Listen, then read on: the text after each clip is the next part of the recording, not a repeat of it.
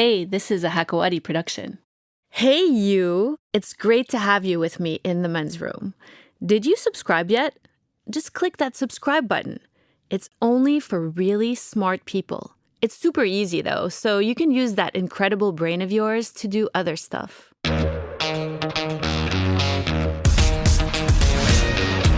So, Valentine's Day is this week, and I thought we'd do a little something special in honor of the officially recognized Day of Love. It used to be my favorite holiday when I was a kid. I remember being about 11 or 12 and getting little love notes in my locker. It was so romantic. Anyways, in honor of the more adult version of Valentine's Day, today we're talking about divorce. Well, not just divorce. Today's show is about religious laws across the Muslim world. In a few countries like Saudi Arabia, Kuwait, and Qatar, the entire legal system is based on Islamic laws. But in others, like Lebanon and Jordan, for example, civil codes prevail in most cases, except when it comes to personal status issues like marriage, divorce, inheritance, and child custody. Right now seems like a perfect time to question those legal systems. A lot is changing in the region.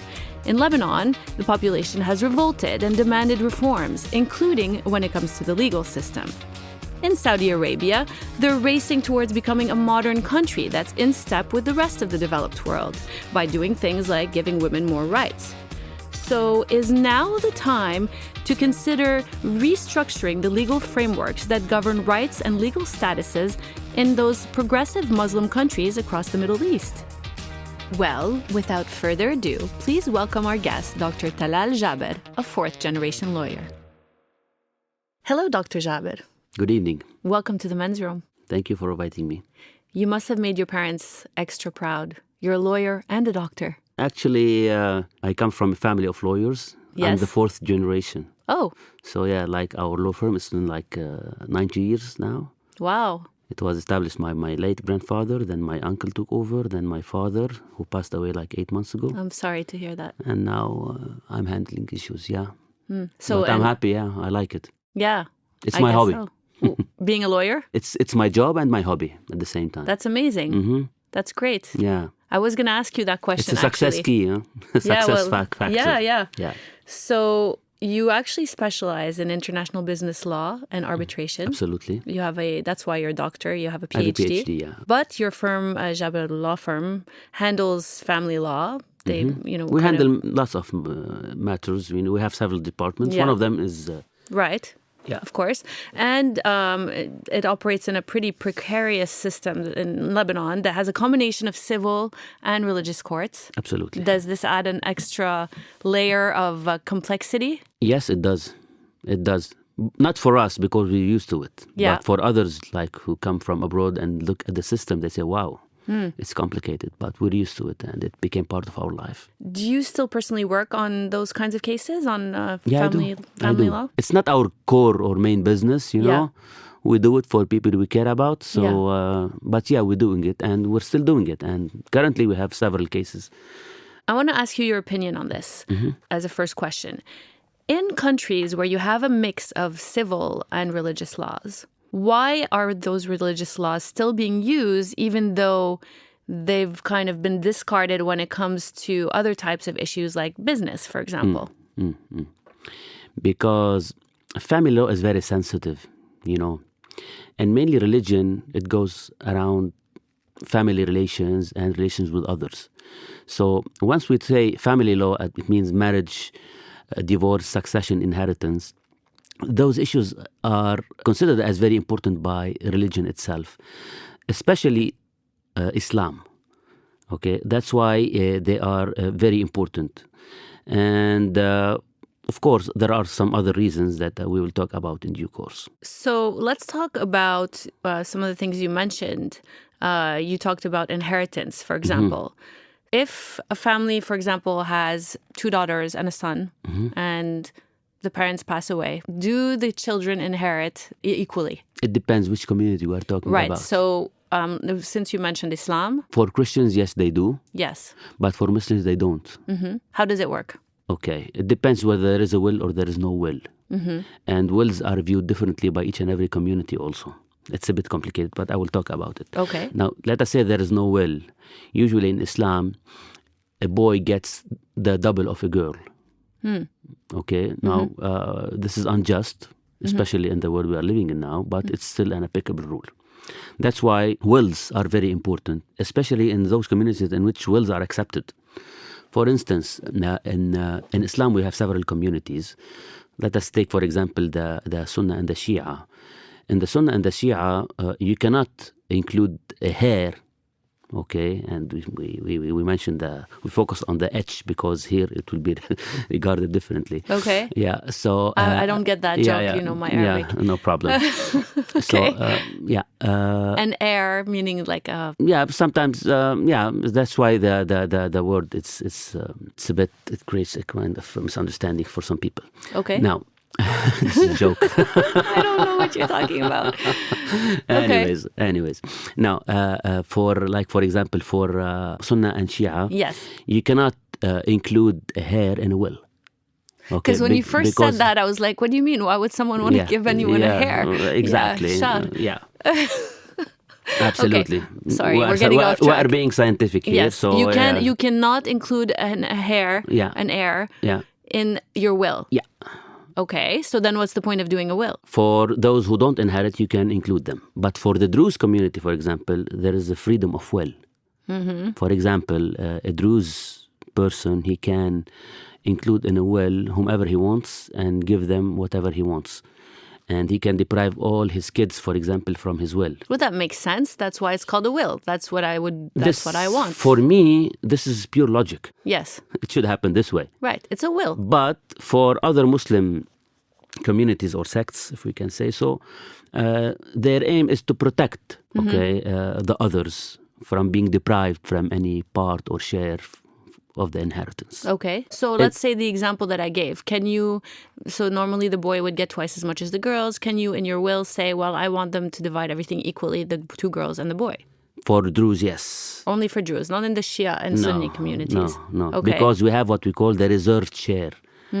Okay, so if you are a heir that you inherit from X or Y or Z, one of your parents or, so you still get it. No one can deprive you from this. Okay, while for the Druze you can. Very interesting. Yeah. And that's kind of sad. You would think that most men today who have children would want their succession to be split evenly. They would, most because fathers sometimes today you will love have their a bad kid and another good kid. And for like Sunnah and Shia, they are treated the same. Yeah, or maybe you have a son and a daughter. Maybe the son is a drug addict and the daughter is very well achieved. Absolutely. And imagine you're forced to leave your billions to the son who's incapable of managing it. So this sounds counterproductive. So is this the kind of law that you think could benefit from some reform, some type of reform? That's why a civil law on personal status is mandatory, in my opinion. It is very important. Now, currently, to have it like a law that applies on everybody without giving those people the option to choose this or that, I don't think it's doable nowadays. That's why it should be done step by step. Step one should be to do it as an optional civil marriage law. Right. For example, you can choose if you want to do it civil or religiously. Which is what they do. If you are a religious person, okay, do it. No Right. problem. Between brackets, let us say in Europe or in the US, no one can deprive you from your right to go to do it in a religious way. Right, correct. But the one that will be applied or taken into consideration, or the one that will have the legal effect regarding the state, okay, is the civil marriage. Okay? Yes. And not the religious one. The other one is like a ceremony. Yes. For them. Right. For us, no, it's not ceremony. It is the real one. You cannot do it otherwise. So we talked a little bit about inheritance, but then let's talk about marriage and divorce. Yeah. What are the main differences between religious divorce and civil divorce? First of all, in Lebanon we have around 18 communities. Each community has its own law. Second, each community has its own court. So there is no equality between people. In addition, the right to get divorced, for example, Christians and mainly Catholics, they cannot. Yes. They always go towards what we call annulment. Yes. And which is very costly. Yeah. When you say costly, how much are we talking about? Hundreds of thousands or tens of thousands, it depends. Really? It And depends who's getting that money? The lawyers and the ekleros. Yeah, the clerics. Yeah. Okay, and usually it should be done not in Lebanon. It should go to Rome, to a special court called the Rota. It's very complicated, and we have very specialized lawyers to doing so. Okay, so that's the Christian. That's the Christian. For Muslims, also a difference between several communities. For example, for the Druze community, there is equality between men and women to ask for divorce. And divorce will be pronounced by court. The religious court, of course, but it's still a judge. He's still a judge. It's still a court. He's a proper judge. What about in the religious courts, for example, in Sunni and Same thing. Are they really judges or are they clerics? No. First, no, they are judges, but they don't go to judges' school as in civil courts. They are appointed by a decree based upon certain criteria. Without any education? No, they need to have a law degree. Oh, they do? Okay. They do, but training is not a must, so they do the training once they are accepted. Okay, and usually they acquire their skills by practice. Okay. Some of them are good, others are not good. It depends on who's who, the situation. Of course. But in general, it's okay. I mean, if you're talking about the human capital, of the persons. Now, if you go back to the right for divorce, for example, this was your question, no? Yes. For the Jewish community, men and women they have the same right to do so. Yeah. Okay, so they go to the judge, they present their case, and the judge will rule in favor of this or that. Yes. For Muslims, it's different. Women cannot do so. It's in the hand of the man to pronounce divorce or not. So this would apply across the Middle East in all Muslim countries, of course. Yes. Okay. In countries where they apply religious laws on family law. So what happens if a woman, for example, asks for divorce? Now, there are special cases, and this is very technical. We won't be entering in such detail. There are special situations in which the woman or women are given such a right. They go to court and they present their case, saying what happened to me is 1, 2, 3, so they can ask for divorce. It would be, for example, in the case of abuse or something like this, Abuse, non-proper marital life, not having children. They are mentioned specifically in the text, The reasons that a woman may... Because there is a law... Right. There is a law that talks about family law for Muhammadists, we say, Muhammadiyin. It was enacted in 1926 and it's still applicable. You're talking about in Lebanon? In Lebanon, yes. Yeah. Okay, and for the Druze, the law was enacted in 1948 and it's still applicable. It was amended recently. Yeah. For Christians, it was in 1959 and still applicable. Yeah. Now, if you talk about civil laws, like if you want to apply civil law in Lebanon, now it will be the competency of the jurisdiction of civil courts. But they don't apply Lebanese law. They apply foreign laws. For example, you got married in Cyprus. A lot of people are getting married in Cyprus. Absolutely. Is this and a I trend? have a case currently in Lebanon in which we're applying the Cypriot law. So the Lebanese judge is applying the Cypriot law. Right. So does it make a difference if the civil marriage is registered with the religious court in the country? It has to be registered, yes. It has to be registered. Yes. So in this case... where Otherwise, it won't be the competency of Lebanese courts if not registered in Lebanon. So in this case, do you have a conflict between the religious court and the civil court? No. No? It's a matter of conflict of laws. Which law should we apply? Yeah. Okay, and it's very clear. If you do it in a civil way, it won't be the competency of religious courts anymore. Yeah. So it will be the competency of civil courts. So they will handle it. Yeah. I mean, we're talking a lot about Lebanon, but of course, across the region... If you are talking Sunnah and Shia, the same rules applies everywhere. Yeah. And Lebanon, in fact, Kuwait, Saudi Arabia, Emirates... And in fact, they make no secret that the precept is that a female's testimony is worth half of a man's, which kind of goes in line with that. Who said so? If you research the way they apply the laws, the woman... Not the testimony. I mean the inheritance. No, the testimony when you have a family in the family courts in Qatar and this Kuwait. Is debatable. This is debatable. Okay. Yeah. Well, that's what I read. And it kind of goes in line with the inheritance. It's the kind of this whole ideology that women are worth half of men. It's almost like it's not like they are worth half of men, but their rights after such an issue, I mean, inheritance, it becomes this way because we live in France, we say a macho society. Yeah. A manly society. It's a fact. Patriarchal society. Yeah. Yeah. So let's say, for example, we talked about divorce, like children. Custody cases. Take the example of custody, yes, for example. And I will also give examples about Muslim communities. Take, for example, the Shia. So this issue is very harsh on the kids. Why? because the custody age for boys is 2 and for girls is 7. Imagine. What do you mean by custody age? I mean, leaving them with their mother Yeah. until the age of 2 or 7, Yeah. depending boy or a girl. Yes. Imagine taking a boy from his mother who is 2 years old. Yes.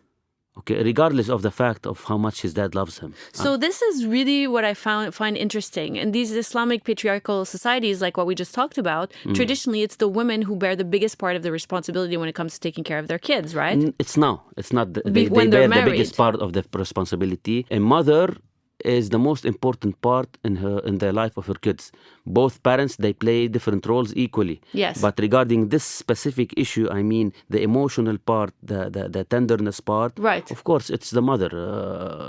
And it's who common knowledge. Who plays, yes, of course. So but how saying do- that the mother is more No. more important. Yeah. No, Well, I disagree they on bear this. Each one plays a role, and they complete each other. Yeah, but they bear the main responsibilities in terms of what I'm trying to say, the day-to-day care.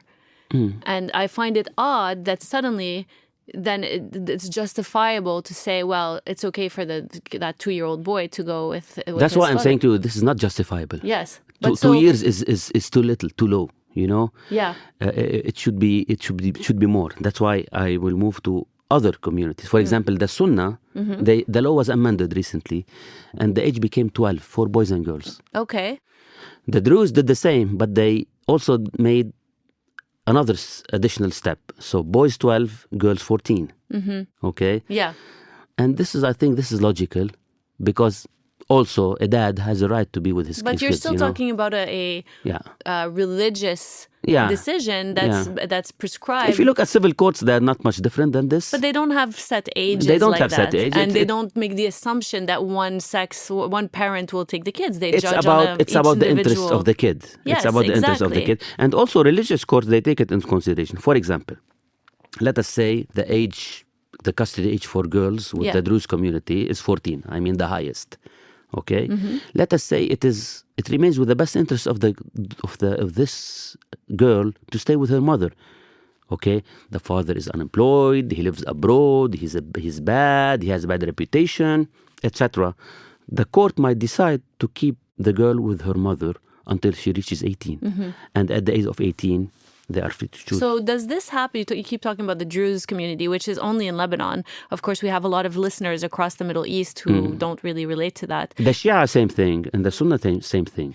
It's the same thing. So does it happen across? It does happen. You hear a lot about judges making decisions that are kind of outside of the box? It's not a lot, but it happens. It would have to be extreme cases, I imagine. Absolutely. But in our part of the world, it's more lenient, like in the Gulf countries. For example, in Saudi Arabia, they are more strict about this, because it's a religious community.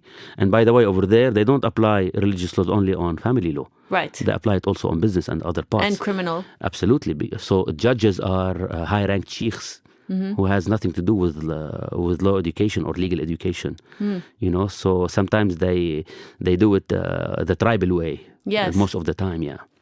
So, that's why people are reluctant from doing business in Saudi Arabia to a certain extent. Because of this, they are not protected legally. Right. Interesting. And it's actually such an interesting topic now that Saudi Arabia is open. Transforming themselves and they want to attract business. Have you heard any rumblings about anything about them, They are changing. Changing the legal system? Yes, they are changing a lot. They are changing the mentality. They are changing, for example, how they treat women. Now all the public places are open. Yes, I heard now that yes, men I've and been women there. can I've been wait there, in and one I was line. shocked. I was Yes. shocked, and It's shocking, you can see women wearing skirts on the street. Yes, they've lifted now law, they have nightclubs. They don't have alcohol. Yeah. This is something else, but they have nightclubs alcohol free, which is nice. Yeah. Yeah. It's nice and healthy, yeah. but that has nothing to do with the legal system per se in terms of Absolutely. framework. Yes. So yes. have you heard anything? I've heard, for example, now women are allowed to represent a case or represent a client. Yes, there are which is lots new. of female lawyers in Saudi Arabia, and I know some of them, and they are very good. So how does a system change? Specifically, how does a legal system transform? What is the process like? By changing the legislation. So it would have to come from... But over there, they don't have a parliament. It's all Right. about the king. Right. Okay, and now Luckily for them, I think they have the crown prince who is open nowadays. Yeah. He was educated in the West, so I think this guy has a vision and he's doing it the proper way. Okay, so I don't know in the future what are his plans regarding legislator in Saudi Arabia. But I think they will get there soon. For example, arbitration wasn't there in Saudi Arabia because it's my specialty. Yes. Now they are creating several centers for arbitration. For example, they have the Saudi Center for Commercial Arbitration, which is booming. Have you been? Yes, I've been there. I attended one of their conferences, and it was amazing. Can you briefly explain what arbitration means? Arbitration is a private way for settling legal disputes. So instead of going to judicial courts, you choose your own tribunal. For example, let us say the issue is between me and you, and mostly they are business cases because arbitration doesn't apply on family law. It doesn't. By the way. No, it's only for business cases. Yes, it doesn't apply on criminal. It doesn't apply on family. Okay, because such issues are issues of public policy. Okay, and public policy cannot be changed unless you change the law. So arbitration is very modern. It's not very modern. It's not very recent. It's modern, but it's old at the same time. Okay, why do you say it's modern? Because it was modernized and the rules to be applied on arbitration became very effective. Okay, and as I was telling you, it's a private way for settling legal disputes. So, for instance, the issue is between me and you. We can choose one arbitrator, for example, the guy we met outside, and we can say to him, you are the judge, you handle the matter, you render your verdict. You can assign anyone you want? Yes. Wow. Yes, that's the beauty But in that's it. kind of shady. Like you could just put your friend and Absolutely. everyone has it to agree, I guess. Absolutely. That's why, for example, if it was me and you to choose one, mostly we will disagree on someone. Yeah. That's why usually in big cases we have like 3 members tribunals. I will choose one, you will choose one, and those 2 they will choose the third. Okay. Usually, so it will be more efficient, And if we disagree, whether on 1 or 3 or 5, because it should always be an odd number. Usually we refer either to courts because we have arbitration laws in each and every country. So the court will appoint the arbitrator. But personally, I don't like this because we are referring to arbitration to avoid courts. Yeah, so what is the advantage But we have of arbitration centers. Yeah. Okay. What does that mean? What is that, a building? Like, for example, have you ever heard about the ICC? The International Chamber of Commerce? Well, yes, they have a special section regarding arbitration. Like a room, you mean? Or like a space, like physical space? It's a whole institution. Okay. It's a whole institution with rules, guidelines, a list of arbitrators, a president, an executive committee, etc. So we go to them, for example, we put in our contract, in case of any dispute, it will be resolved by one arbitrator according to the rules of the ICC, full stop. We go to ICC, they will choose the arbitrator. Where is the ICC based? It's based in Paris, but they have chapters all over the world. I see. I gave an example about ICC because it is the biggest in the world and most famous. You have SIAC, you have DIAC in Dubai, you have LCIA, the London Court of International Arbitration in England, etc. In Lebanon, we have one. We have 2 actually in Lebanon. We have one at the Beirut Chamber of Commerce and Industry, and we have one at the Beirut Bar Association. You actually published a book on arbitration, right? So you're quite knowledgeable about it. So what is the advantage of arbitration in these kinds of cases? Speed and efficiency. Yeah, because a court case can take years and be very expensive. But the only disadvantage is cost, because usually it's costly, and mainly the fees of the arbitrators. Not the lawyers. Lawyers' fees are always... They always vary from one place to another, depending on the case, whether it's arbitration or something else. Is it more lucrative for a lawyer to handle an arbitrated case? I think yes, because usually if it was a case of a small value, it's not worth it to go to arbitration. Right. And once the case is of a high value, then your fees become higher. So when you say high value, like what would the cutoff be? The amount? You cannot say. Each center has its... they have a table, that depending on the amount in dispute, they give you I mean, you have the fee. people arguing all the time over, small amounts. Maybe a tenant didn't pay his rent, for example, and he owes. Now they have it, for example, in Saudi Arabia, they have created a special institution only for rent issues and arbitration, which is somehow very special to me. But it's a common problem, right? Yeah, it is. In Lebanon, 50% of the cases that are viewed by court are lease cases. Wow. Trust me when I say so. By the courts. Yeah. Yeah, and sometimes you're talking about... And you need a human capital. I mean, judges. Yeah. We don't have enough judges. No. So those cases are a good example of how the arbitration could be a good way to help solve them. Absolutely. Actually, our system, it needs to be renovated from scratch. Yeah. For example, if you go to Dubai, it's all automated. What do you mean? I mean, it's you file no, hopefully. No, you file your case online, you follow it online, you present your submissions, everything, you do it online. Oh, amazing. Okay, and usually, and for them, by law, the judgment has to be rendered within 6 months. So for them, arbitration is not useful anymore. Organized process. But for us, it takes years. For example, at my law practice, we have cases dated for more than 30 years. Arbitration? No, not arbitration. I mean judicial Legal cases, judicial. Yeah. Wow. Like what kind of case do you have that's not been settled? Yeah, many. What are they usually? In Lebanon, the average time frame to finalize is 2-3 years. So what's the longest, most difficult kind of case to solve? Or to... Well, so we still have some cases that are unsolved. But what are those what kind of cases are they? Are they usually... Real estate. Real estate. And inheritance. Yes, I would imagine. Yeah. Bickering. Yep. And it's such a shame because like these kinds of cases are like can tear families apart. Within the same family. It's so sad. That's why I try to avoid such cases. Yeah. You know, that's why I went to the business part. Although if you are specialized and you do nothing but this, they are very lucrative, believe me, because they have tons of cases. Really? Yeah. Yeah, but it must be ugly. But yeah, it's ugly, and it touches you in your life, you know, it will affect you in your personal life, so you feel that you are living it. Yeah. And this is something I don't like. Like in criminal matters, for example, at a certain point you start living it. Yeah. You know, while in business it's a file. 1 + 1 = 2. That's it. But I would also imagine that in business law you don't feel as invested or as passionate.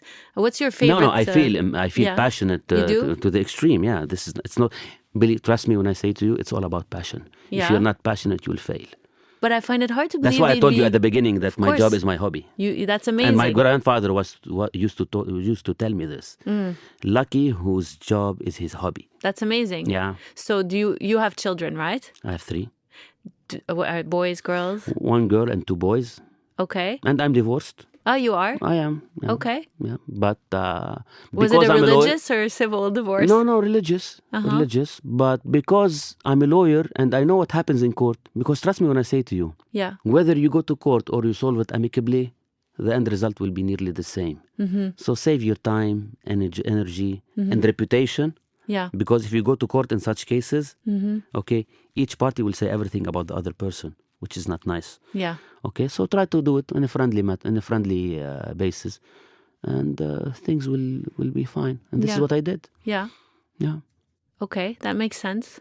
It's not fun to do it, but sometimes you have to do it. Yeah. Unfortunately, not everyone has the maturity to do that. When people are angry and hurt, they tend to... That's why when they come to me, for example, some clients for such cases, I usually recommend them and I urge them to resolve it amicably. Yeah. Other lawyers, they try to take advantage. Of course. Come to me, pay me money, and I will do... No. Let courts be your last resort. So how do you navigate the inheritance issue, since you have boys and girls? You said because I'm Druze. Yeah. So okay. I'm lucky to be able to do it freely. Okay. So I was fair with all of them. So what would you recommend to equality? What would you recommend to Shia or Sunni, for example, in the Gulf? Do they have any recourse whatsoever if they want to? Either they amend the law, but for them they cannot amend the law, and because religion over there is viewed in a very sensitive way. At least to allow the freedom of will.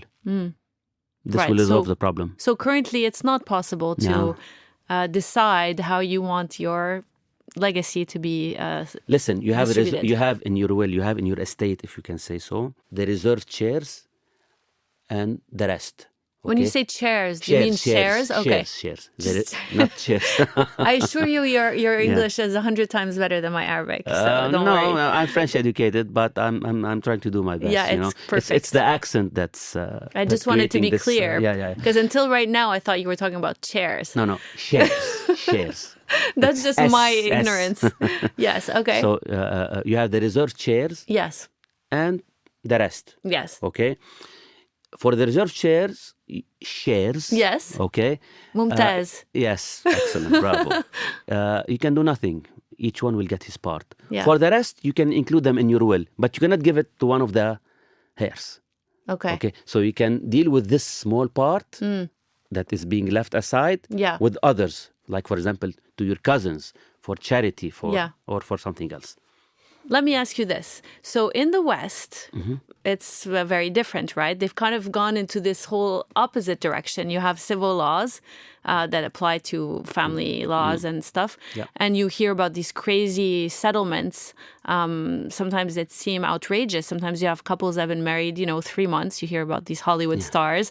They get a divorce and then, so the next thing you know, someone has to give the other person half of their fortune, even though they just In the got Western married. world, In the Western world. in Europe, whether in France, we're talking, we have the same thing, or in the US, and mainly in the US because media talks about things, When you get married to someone, all your assets will be unified in one entity. So what you did and what he did, they become one. Right. So after separation, they will be split in half. Yes. So even if your contribution is 10% and his contribution is 90, or the opposite, okay, at the end you get 50-50. What are your thoughts on that? I'm against this. I'm against this. Okay. Personally. That's why in the US, they have something that they call the prenuptial agreement. Yes. A prenup, which means that when you sign this prenuptial agreement, all your assets, and I think this is fair. This is fair. All your assets that you got before marriage and all her assets that she got before marriage will remain intact. Hers and mine. Everything that we did together while married, it will be split in half. And this is fair. Yeah, absolutely. That makes sense. This is logical. Yes, I agree with this. Yeah. So actually the prenup you just mentioned, that is something that you can do.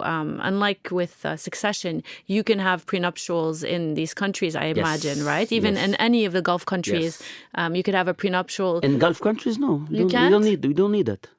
You don't need it. What do you mean you don't need it? Because you don't have this unity of assets. No, I don't mean a marriage. prenuptial for that. I mean a prenuptial kind of contract, for example, that covers issues like the children, the custody in the event of a divorce. Can you override? Yes, you can the by a religious- settlement, yes. Yeah. And this is what I did personally. I did my own agreement. Right. We sat together. What do you want? I want this. What I want this. 1, 2, 3, 4. Okay, sign. Done deal. But you did that afterwards. It was not prior to the marriage. Yes, afterwards. Right. Because I got married to remain married. Yeah, Not to of get course. divorced. Yeah, but some But it people like happened, to yeah. prepare, just like they have a prenup in the U.S. for their assets, they would have a kind of contract. Sometimes they have a post-nuptial agreement. For instance, if you don't do the prenup and then you get married, and before you get divorced, okay, assuming that you are afraid of something, him or she, doesn't matter, you can sign a post-nuptial agreement saying these are yours, these are mine in case we get divorced. Yeah. No, this is possible, and I did it also. And you Not can- me personally, but for clients. So you can override the religious laws with a legal contract like Yes. this when it comes to Yes. marriage. Interesting. Very interesting. So do you think then, do you not think that the laws should resemble more, like if they were to be kind of amended, that they should resemble more the laws in the West, like Europe and the US? No, listen, if you talk about the law itself, they don't have better laws. Yeah. Some of their laws are better. Some of our laws are better. We need to have a law that will satisfy the needs of our society. Because we live in a society that has a special mentality, special tradition, special moralities, etc. So laws should be made to satisfy the needs of such a society. Because you cannot apply the laws that are applicable over there here. And the opposite is also true. You cannot apply our laws over there. Yeah. That's why, again, the solution would be to have an optional civil marriage in Lebanon. They tried to do it in 1956. Not just in Lebanon. This would be great Yes. in all the countries. Everywhere. An But option. we're giving Lebanon because we live in Lebanon. Yeah. And this is something that we have lived. For example, me and my late fathers, we are advocates for this. Yes. The optional civil marriage. In 1956, one of the presidents of the Beirut Bar Associations decided that he wants to be an advocate for the optional civil marriage in Lebanon. Okay, and he asked all the lawyers to boycott all court sessions for a long period of time for them to enact this law, but they refused, and they imposed the clerical ban on this guy. The clerics. Yeah, the clerics, because you are doing something against religion. Right. The Muslims, they did this. The Sunnah and the Shia, they did it also when the late Prime Minister Rafiq Hariri, he wanted to do this. And then a big problem was created. And lately, the former Minister of Interior, Raya Al-Hassan, also when she was appointed as a Minister of Interior, she said, I will be an advocate for this. All of them, they said, no. And then she retrieved it. Yes, it's very hard. But you know why? It's all about money. Right. I'm sorry to say so, but it's all about money. Let them sue me. Okay? Because such matters, I'm sure you have a good they lawyer. are a very good source of income, okay, for those religious people. And if you eliminate this, they will lose it. That's why they are against it. Would you say it's like their biggest source of income? One of the biggest source of income. How much does it cost to Imagine register the numbers get of married? marriages and divorce happening. Yeah. How much? Give me an idea of how much it costs. You know that the divorce rate in Lebanon now is nearly about 40%. Is that a new figure? Of like 1 year or 2 years back. And is it different, similar to the rest of the region? I think yes. I was talking to a friend of mine who lives in Qatar. We were talking about this, and he told me that the rate in Qatar is very high, despite the fact that the population is very small, around 1 million. So he told me around 40%. He told me one of his friends, he divorced after a honeymoon. Wow. Yeah, or maybe even 3 days during the honeymoon, he said, no, I don't want this. It's weird, I know, but it's happening. That is weird. Because they get married in a very weird way. Yes. Not like all of us in this part of the world when we get to know the partner, Yes. for a certain period of time and then get married. For them, they choose it for them. So it creates a problem. Bad idea. Yeah. Wow. And they do it at a very young age also, some of them. So back to my question. How much does it cost, you think, like to register, just to get an idea, to have if you can do some math to really get an idea of how much money, how much of a big The money business is this not is. only in registering marriages, but the biggest chunk is in divorce settlements. Because whenever you want to file a case, you pay the state fees and lawyers' fees. And So what are we talking and about? this money, I don't have a figure, You must have a ballpark figure. around $5,000. Okay. I mean, all the expenses, not the state fees, 5,000. You have several expenses, notifications, all those, and it takes 1 year, 2 years. So So you're it will talking cost about you some- thousands of dollars for each case. For me, I think a regular divorce, if you go to court, it will cost you around $10,000. But that's with the fees of the lawyer. Lawyers plus state plus. I'm thinking about miscellaneous. the clerics and how much they're Because the money that you are paying, Sets to the lose. state fees that you are paying, they go to them, not to the state. right. Why is it called a state fee? Because they are part of the state. Right. And they are okay, this is a good question.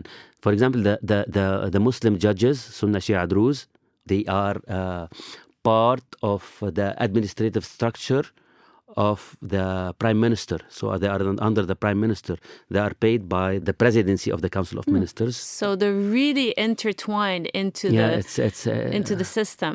So it's very difficult to not only change that whole setup, but then It's not difficult. It needs a not? decision. It Yeah. needs a decision. Once they take the So decision, I'm it sorry becomes to hear easy. that what you said, that it was recently brought up again and there was such a blowback Yeah. from the religious community. Yeah. To be honest, I feel like And they are very society, fierce about it. Right. Very fierce, trust me. it's their bread and butter.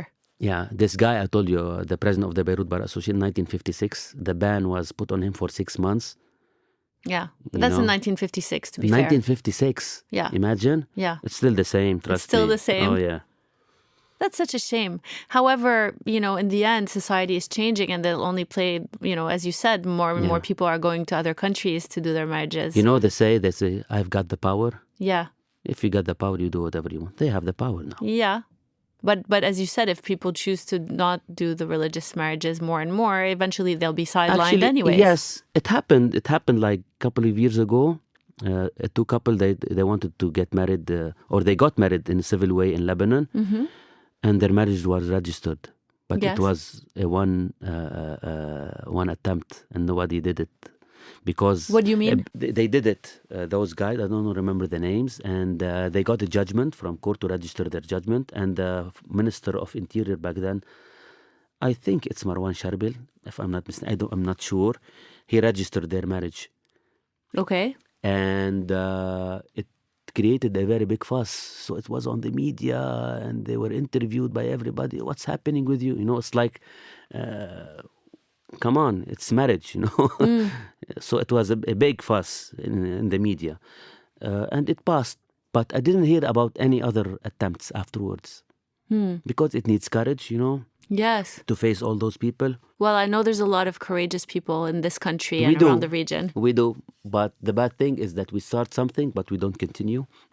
Yeah. Yeah, unfortunately. Yeah. Well, someone will continue.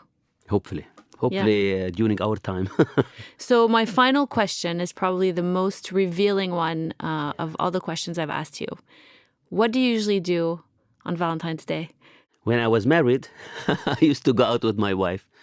Now I'm thinking about spending it with my kids because I love them the most. That's so sweet. Yeah. Very sweet. Thank you so much for coming today. Thank you for hosting me. It was pleasant. And I hope it was informative. Definitely. Unfortunately, we didn't have much time to talk further details, but this is the general idea. We scratched the surface. Absolutely. And hopefully inspired people to look into it. Thank Thanks. I, for one, think this is a fascinating topic. I hope you did as well. Hope you enjoyed being part of this conversation. And if you did, make sure to subscribe to the show. Also, feel free to send in your thoughts and comments and find us on social media. Goodbye, my loves.